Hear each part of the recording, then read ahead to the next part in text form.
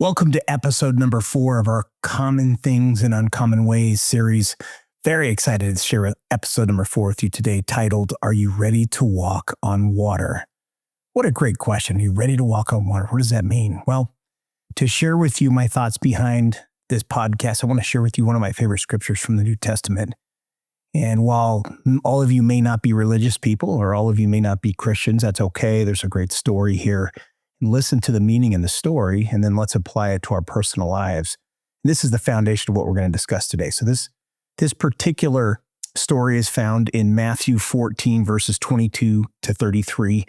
Jesus and his disciples are teaching a great multitude. And this is the story of the loaves and the fishes, if you remember that from ancient times. And after that, Jesus says to his disciples, hey, hop in this boat. I want you to go to the other side, and I'm going to stay here and pray. So the disciples get in a boat, they start heading across the water, and that night it became very, very stormy, very dark time. And you may remember that Christ walked out on the water to his disciples, the boat. At first they were very afraid seeing this figure walk on the water. They had not seen him do this yet. And as he approached, Peter said something really interesting. And I want you to kind of think like Peter might be thinking in this moment. He's seeing Jesus Christ walk to him on the water. He said, if it be thou. That was always curious to me that he would say to the Savior, if it's you. Well, who else would it be, Peter, that would have the ability to do that? If it be thou, bid me that I might come upon the water. I'm paraphrasing there. And so Christ commands Peter to get out of the boat and walk on the water. And we all know the story. Peter takes a couple of steps on the water, the wind and the waves and all the turmoil. He loses his faith, stops staring at the Savior, and he begins to sink in the water. The Savior comes to his rescue, gets him up, and they hop in the boat. And I'm sure there were some great lessons for Peter there on what had happened and how he had lost his focus. And one of the things that Jesus Christ said is, oh, you have little faith, essentially, that this was a faith issue. Now, we've all heard that story a bunch of times. One of the things that I try to do in stories and in life is put myself in someone else's perspective. We could all feign to try to think like the Savior and what he might be thinking, how he might be acting. That'd be really a tall order for anyone. I think we could understand how Peter might be thinking a little better. But if you take those two characters and separate them from the story, which might be difficult, of course, but if you separate them from the story, what were the other disciples thinking that were in the boat? Why didn't the other disciples that were in the boat, they watched Peter literally walk on the water. He lost his focus, his intensity, his faith, and he sank. But for a moment there, he was on the water, just like Jesus Christ was. And I try to put myself in the main person's spot when I think about and consider things in life. And I consider stories that you might see on TV or in the movies, or better yet, in scriptures, when we're trying to become better people, whatever faith we might be. So we try to put them in the main character. But one of the things that I've tried to do in our Common Things in Uncommon Ways, the uncommon way to review a story like this or a scripture like this might be, what's the perspective of the guy that was sitting next to Peter who didn't get out of the boat? And I started considering this way because I want to be different. Everybody can be a part of the trend. Very few people will be most people will be on that trend line, right? If there were 12 apostles or disciples in the boat and Peter gets out, he was one of 12. That was one of 12, right? One of 12, that's 8 or 9% of the people that were in the boat. One of 12 people got out of the boat. So if we look at it from the other perspective, what were the other 11 people doing? And wouldn't we want to be one of those people that desired to get out of the boat? So I'm going to change the topic here today from, are you ready to walk on water, to when will you get out of the boat? You spent a huge portion of your life watching other people do amazing things, and you haven't studied them to the extent that you could. You haven't prepared like they have to get where they were, and you have then not been prepared or anxious or willing to risk and get out of a sure place like a boat and walk on the water, something that seems impossible. Are you ready to walk on the water? The interesting part about life, in our trends and outliers and common things in uncommon ways, there's so many different examples of people who have done extraordinary things, of people who have done uncommon things, of people who have been the outliers, and then the uncommon things about the outliers that differentiate themselves, outliers being differentiated from outliers. And so what I wanted to do in our quest here, our study to be uncommon, is to talk about how we can get out of the boat. What is it going to take for you to get out of the boat, the safe places in your life? So I'm going to talk about some of those things here. If one of the favorite sayings that I have from one of the people that I love, Tony Robbins, says something to the effect, and I'm paraphrasing here, if there's something that you can't do, you must do it. If there's something you can't do, we don't back down from it, we attack it, we go after it. We go after it even harder. You can't, you must. So here are some steps that I've created for creating the mindset of being the man or woman in the boat, watching Peter do something which beforehand seemed impossible, beforehand seemed unavailable, beforehand might be something that you can't even comprehend. And yet this is the person that you want to become. How do I study the uncommon? How do I become that person that's literally willing to get out of the boat? So the first thing that I say is you want to study everything. Again, in episode number 1 of our podcast, we talk about finding out what trends are. Well, it's a trend for people to walk. It's uncommon for them to walk on water. It's a trend for people to go on boat rides. It's uncommon and an outlier for them to have a desire to get out of the boat and try to walk on the water.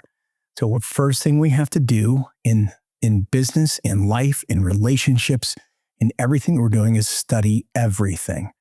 And again, that's where that trend outlier baseline starts.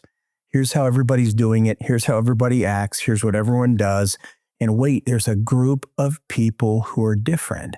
And again, it's the gap between the trends and the actions of the outliers that creates this uncommonality in our mindset. How do we do things in an uncommon way? And then as we pool, so maybe there's 10 million people on the trend line and 50 people in the outliers. What are the commonalities? But more importantly, what are the uncommonalities, the unique or different things about the outliers? And how do we study that? How do we embrace that? So step number 1 in that is study everything. Step number 2 is to identify the trends. Of course, we talked about that. Step number 3 is identify the outliers. Step number 4 is then again, finding the uncommon in others. Do you ask yourself that ever? Do you ask yourself when you come across someone who's amazingly successful, what's unique about these guys? What's different about this person? What's special about this person? What have they done different from other unique and special people that I found? You have to become a student in literally everything that you do in your life.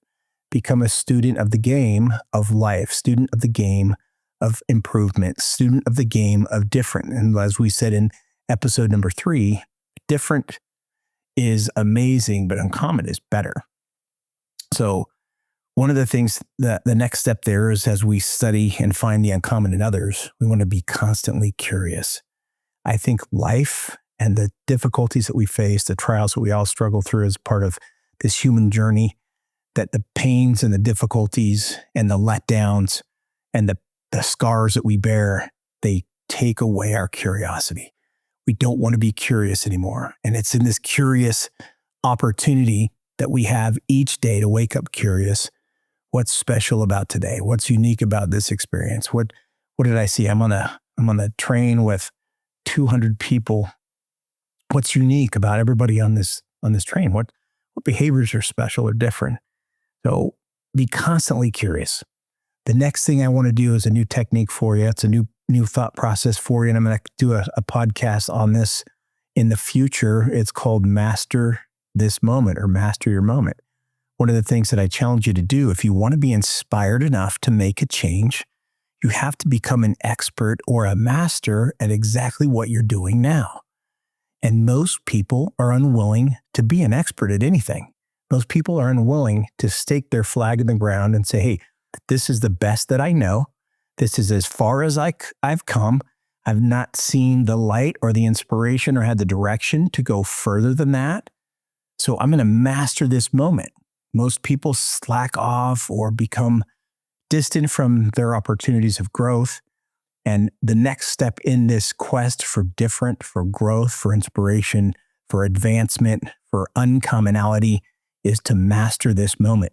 And I have a belief, and I've seen this again and again and again in my career, when I become an expert at what I know and I involve people around me and we do the best at what we can, the best at what we're doing is what we can, then we're entitled to and we receive direction and inspiration for that next moment. Where's the growth? Where's the next step? And it's been said of the word faith, even in a non-religious context, that faith is literally walking in a dark room with a candle that you can literally only see the one step in front of you. Take that first step. Take the next step. Always be willing to take that next step and keep pressing forward. The candle will move with you. The light and the inspiration will move with you. So master this moment. Do the best with what you have. Do the best where you're at with what you have, and new opportunities will open up to you and become evident. Say, hey, if all I know right now is I'm supposed to get on this boat and cross the other side of the water, and that's what I've been told and that's what I know, I'm going to do the best at what I can. I'm going to row as hard as I can in this storm. And in that moment, something else will present itself. And oh my gosh, here's Peter trying to walk on the water. And the next moment, if you've mastered that moment, you've mastered your relationship with God in this case, you've mastered your faith, it would be a natural next progression for you to say, I want to walk on the water too. I want to get out of the boat. I'm not comfortable sitting in this boat any longer. Mike, get out of the boat. So that's a great way to do this. Do the best at what you're doing with what you know and have, and the inspiration will come. Next, again, once you do that, once you are in the right place at the right time with the right preparation, and again, this imputes that there's massive preparation, and in mastering the moment that you're in, moments, those special and unique and different moments will present themselves. And that's when you have to act. You have to have the faith to act. You have to have the faith to be different and get out of the boat. Additionally, I also believe you have to have the faith to ask. Not only do you have to have the faith to act, but you have to have the faith to ask. Ask whoever it is that might be the divine person in your life. Ask those outliers of where you're getting. Most of us can identify at least one or two or three or five people in our lives that in some way we want to be like them. I want to be like this guy. I want to accomplish what he's done. I want to get to where he's been or she's been. And that is a fantastic place for you to start, to study and ask in faith, being prepared to act. So I wanted to go over some unique examples, again, of people who were willing to get out of the boat. Now, we could go on for hours and hours and days. But again, this is the study of trends, outliers, and then the uncommon is the goal here. Common things and common ways. The first person I'd like to mention is Rosa Parks. Rosa Parks was an example for so many of us. She was on a bus, as you all remember, on a bus and sitting in the front of the bus. She wasn't in the back like she was supposed to be. She was asked by the bus driver to move to the back so that a white person could sit in her seat, and she absolutely said no. She refused. She refused to get up. Now, it's common to ride a bus or to be in public transportation. It's uncommon to sit in a place, or it's an outlier to sit in a place that we might not supposed to be sitting based on if there's a social class or a particular person we might be sitting by or those types of things. But what's uncommon is to say there's something expected of me and it's not fair and I'm not going to do it anymore. And that was such a special example for all of us, for her to say, I'm going to be uncommon because I will not take being told where to sit on a public bus with unassigned seats any longer. How many of us have been told by life where we belong, have been told by bosses or partners or relationship people we're only going to amount to, or parents, you're only going to amount to this, or you'll never be this. Or I remember Einstein in one of his early grades, I don't know if it was first or second grade, his teacher said, this boy will not amount to anything. And it turns out his brain was so far ahead of where he was and what that teacher understood. Boy, he turned out to be a different guy, didn't he? But anyways, Rosa Parks did something uncommon. She stood for what she believed in the face of adversity, a woman no less in a difficult scenario, and she stood her ground, and she has become famous for that. She has had an uncommon life and an uncommon legacy because of that difference that she made. Love, love, love that story. Next one I want to share with you is Todd Beamer from United Flight 93 during the 9/11 tragedy. To remember some of the planes that were hijacked. Todd Beamer was an account executive on one of the flights, and the plane had been hijacked. And I'll tell you what, I've thought about that before. If I'm on a plane and it got hijacked and who knows where we're going, are you going to sit there? Again, you sit on the boat or are you going to get out of the boat? And for those guys to stand up and take a stand and fight the plane so that it wouldn't crash into something that would devastate and damage and kill many, many, many people, Todd and a group of people got out of the boat and did something miraculous, and they made a difference, a miraculous and uncommon and full of valor, and crashed that field, took that plane to their deaths in a field that didn't cause widespread damage or widespread death. What an amazing story of someone getting out of the boat, somebody doing something different.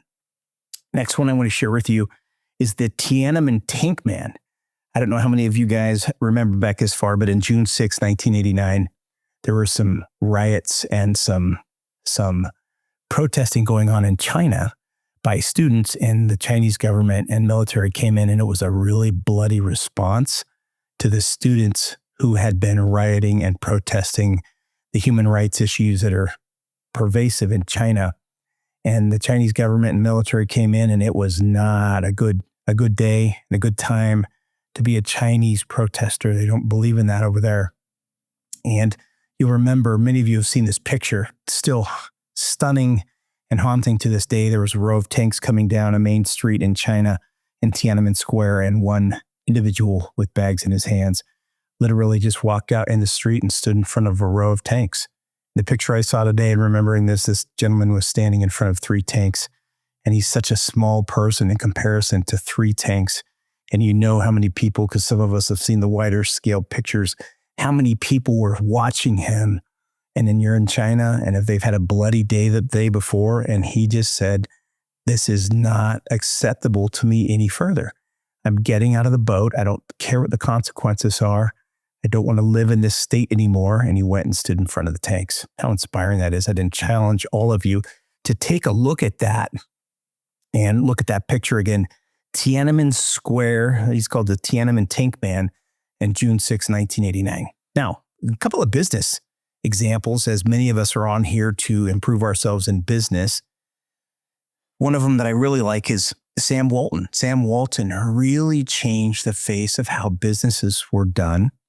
And there's been a couple of things that the Walton Empire has created, but Sam Walton founded his business on 6 Walton principles or pillars. They were called the 6 pillars. And the ones that I think resonate the most with shoppers like you and I is they had the low price experience for finding things at low prices. They beat prices that anyone else had. And then the customer experience was different than other stores and other examples and other competitors they were going to. And there was also their employee power empowerment program. There's a lot of cool things that they did there. But I think most people said, hey, Walton or Walmart is very unique for what they've done here as a buying opportunity for pricing, client experiences, and customer treatment and entitlement and empowerment. So there's a Walmart in every town, and whether you love them or you hate them, it's true that they have become a common business, which is a store that sells goods and services, and in some cases, in most of their stores now, groceries, but doing that in a very, very uncommon way. Now, some might say that Walmart has gone even further with that, in that a vast majority of the income that Walmart earns these days, or Walmart tries their best when they buy a site, to buy a site that's not just big enough for a Walmart, but is big enough to control and manage and profit from the real estate around a Walmart. Next time you drive to a Walmart, take a look around at the stores and strip malls and restaurants that are in the Walmart vicinity and parking lot, and many of those are leased to those businesses by Walmart, by a Walmart company or corporation. So it isn't just about the buying experience and pricing and empowering their employees. It's also a real estate empire. Imagine how much real estate they must own across the world. Very, very cool experience watching something common, and they put a lot of companies out of business. They've hurt a lot of companies, which is one of the downsides there, but they have provided a low cost opportunity for many Americans. So there's a two-edged sword there, but certainly we can deem them to be uncommon in the way that they approach the business and the results that they've gotten. Next one I'm going to talk about briefly is somewhat similar to Walmart's is McDonald's. Many of you know the story. Ray Kroc was I went to eat at a McDonald's restaurant way back and ran into Mac and Dick McDonald. They had a very unique and special approach in kind of an assembly line approach for hamburgers or fries. And if you've watched the movie The Founder, unbelievable, watch it again. If you've not watched it, because again, that movie is all about how doing common things, which is having a restaurant or a hamburger stand or producing a meal in uncommon ways. And these guys were different. They were different in how fast they could prepare a meal. They were different in how unique and structured and consistent the meals were. Having a very consistent menu, which allowed them to have that speed and have buying power for the different qualities of things that they put in their sandwiches and their fries and their drinks and their shakes, et cetera, et cetera. But I remember him ordering in the movie, and they immediately, very quickly handed him his food. And he's like, well, what happened? Well, I mean, it was such a unique thing at that time. Now, so many stores do that, right?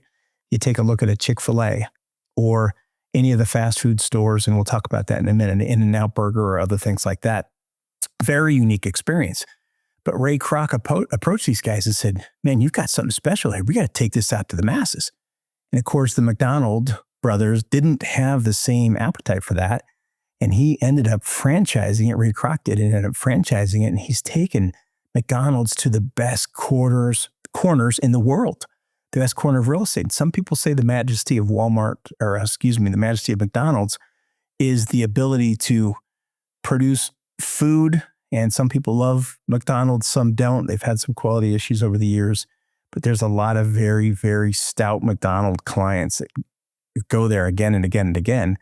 But many have said that the true worth and wealth for McDonald's people is literally the real estate. They own the best corners in the world, and they typically lease the sites and the stores to their franchisees, which has created a massive, massive real estate empire on top of what they make in food. Now, along comes other restaurants, and some others have been able to improve upon that McDonald's standard, that McDonald's blueprint.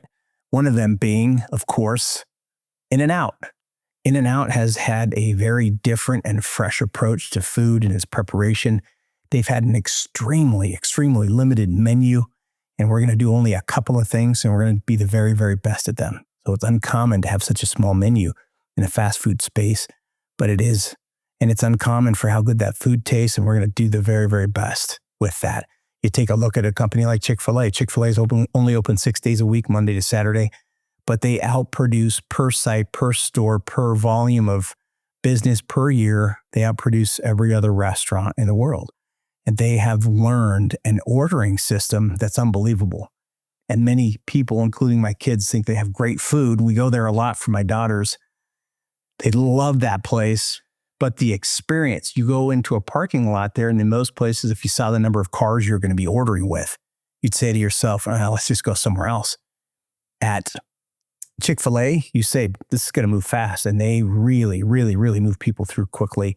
Great experience, wonderful food, and they outproduce. So these are, again, uncommon dynamics in some really, really neat businesses out there. So that's the next one. The next one I wanted to go with is Walt Disney.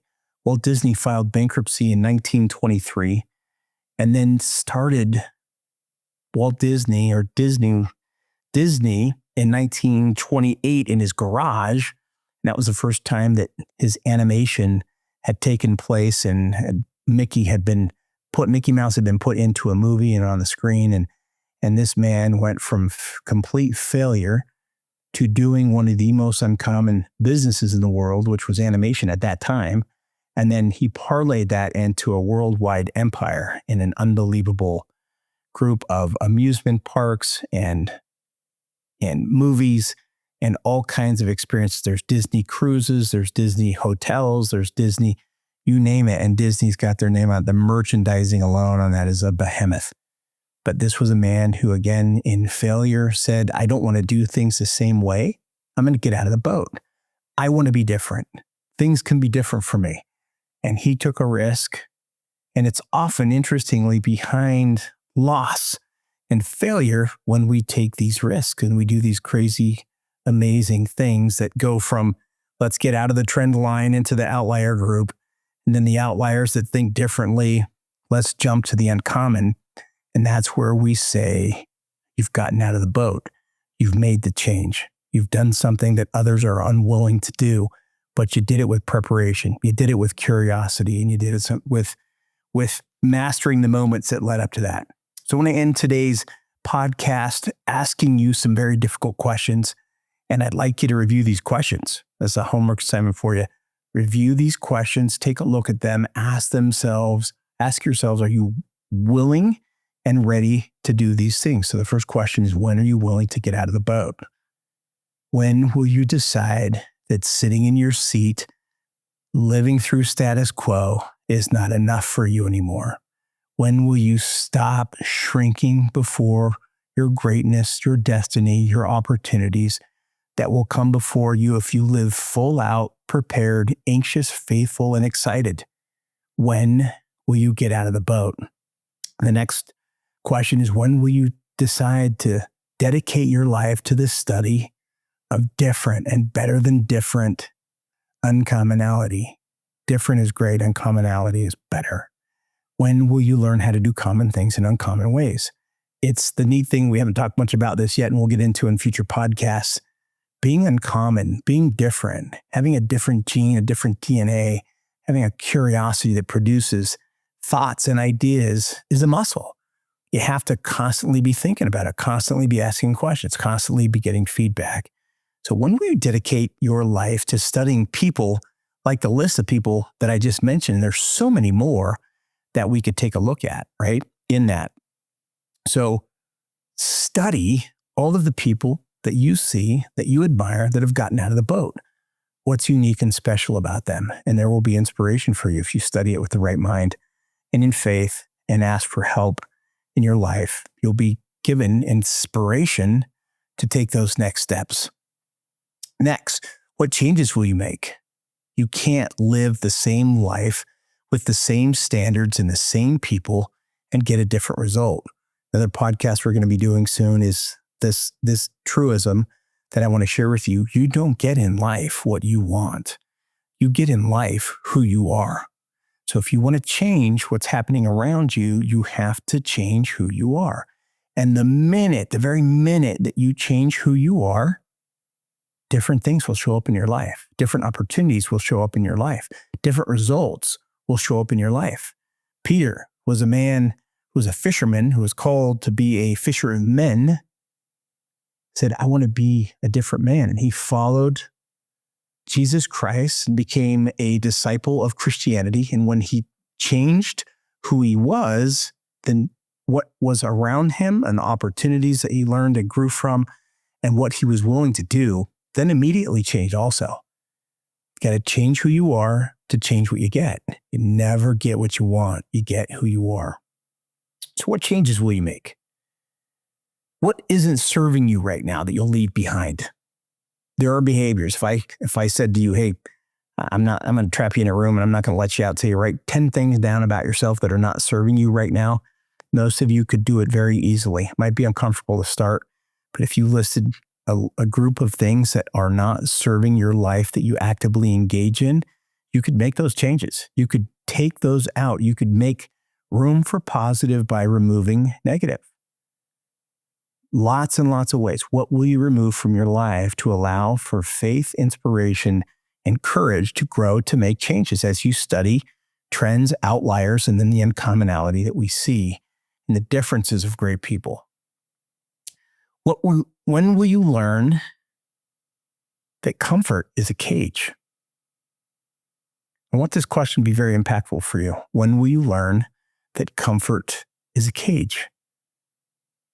Things that are comfortable. We want to be comfortable. We're in a cage. It's when we're uncomfortable that growth happens. One of the examples we use all the time that's easy for us to see is we go to the gym, and those of us that are really trying and don't have a broken wrist, we really try to push ourselves at the gym, and only in breaking muscles down do they get stronger. I see people every day at the gym. I went today and walked over 10,000 steps, which there's not much more I can do right now with this arm the way that it is. Did some other things as well, of course, but walked over 10,000 steps. And I can't tell you how many people stand around at the gym and talk to each other, or they're on their phone, or they're sitting in a corner reading or scrolling. And why would you come to the gym if you're not going to work out? So again, when will you learn that comfort is a cage? And one of the sentences that the mantras that I've adopted is that death is simply the pursuit of comfort. You will pursue comfort long enough and far enough until you die. Death is the pursuit of comfort. And so growth, opportunity, expansion, enlightenment, furtherment of your life then is the direct opposite of comfort. It's learning to live in the uncomfort of circumstances, situations. Can you imagine how uncomfortable it must have been for Peter in the boat to sit there in a massive storm, to be nervous that they were going to be capsized or destroyed or overcome by waves? And he decides to get out of the boat. It's not comfortable. It's not comfortable, but he wanted something different so badly, he was willing to make that decision to do that. So when will you get out of the boat? You can do it